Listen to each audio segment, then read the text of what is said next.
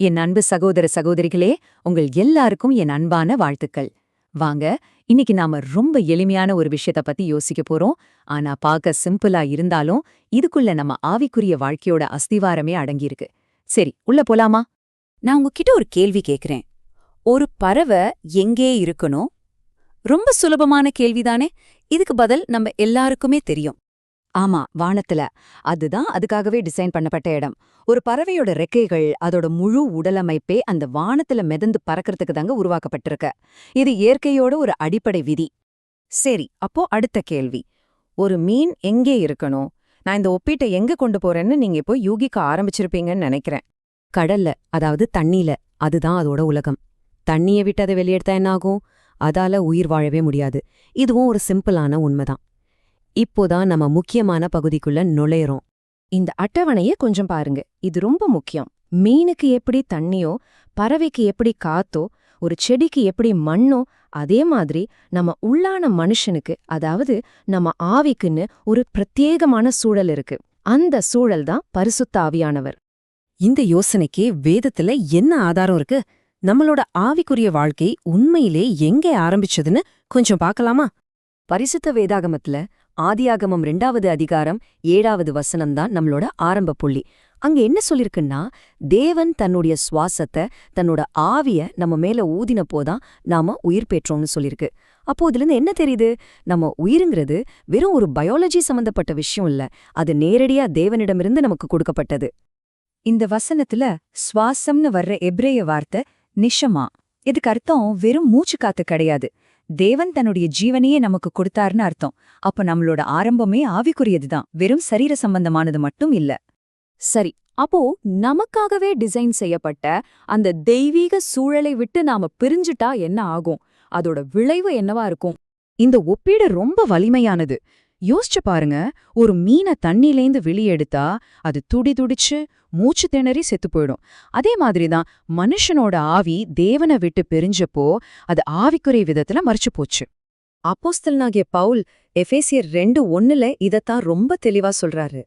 ஆவிக்குரிய மரணம்னா நாம இல்லாமலே போயிட்டோம்னு அர்த்தம் இல்ல. மாறா, நம்ம ஜீவ ஊற்றான தேவன்கிட்ட இருந்து நம்ம கனெக்ஷன் டோட்டலா கட்டாகி துண்டிக்கப்பட்டுட்டோம்னு அர்த்தம். ஆனா இங்க ஒரு நல்ல செய்தி இருக்கு.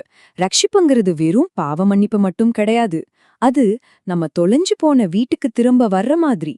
மறுபிறப்பு ரட்சிப்புன்னு நம்ம பேசும்போது அதை இப்படி பார்க்கலாம். தண்ணிய விட்டு வெளியே எடுக்கப்பட்ட ஒரு மீனை திரும்பவும் தண்ணிக்குள்ளேயே கொண்டு போய் விடுற மாதிரி. அது மாதிரிதான் நம்மள நம்ம சரியான ஆவிக்குரிய சூழலுக்குள்ள மறுபடியும் கொண்டு வர்றதுதான் ரட்சிப்பு. யோவான் சுவிசேஷம் 3வது அதிகாரத்துல இயேசுவே நிக்கோதேமு கிட்ட இதை எவ்வளவு அழகா சொல்றாரு பாருங்க. ஆவியினால பிறக்கிறதுங்கிறது நமக்காகவே உருவாக்கப்பட்ட அந்த தெய்வீக வீட்டுக்குள்ள திரும்பவும் நுழையறது.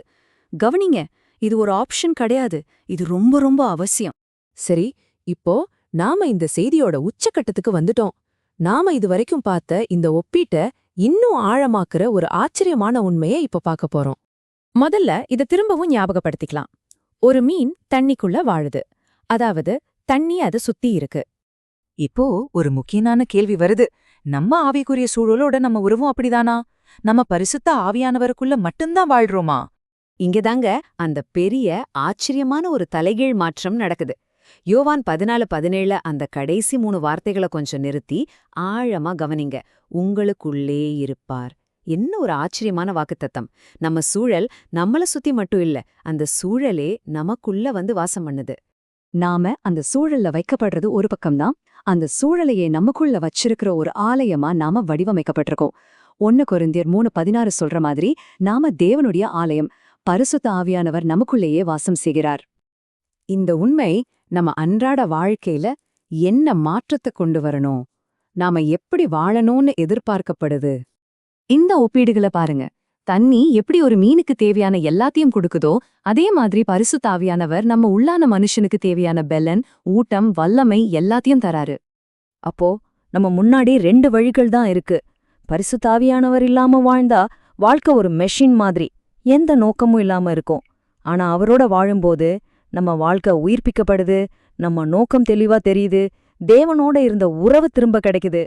கடைசியா இந்த ஒரு விஷயத்த நம்ம மனசுல ஆழமா பதிய வைப்போம். ஒரு மீனுக்கு தண்ணி எப்படிப்பட்டதோ அதே மாதிரிதான் மனுஷனோட ஆவிக்கு பரிசுத்த ஆவியானவர். அவர் ஒரு ஆப்ஷனல் துணைப்பொருள் கிடையாது. அவர்தான் நம்ம வாழ்க்கைக்கும் செயல்பாட்டுக்கும் நோக்கத்துக்கும் ரொம்ப ரொம்ப அத்தியாவசியமான சூழல்.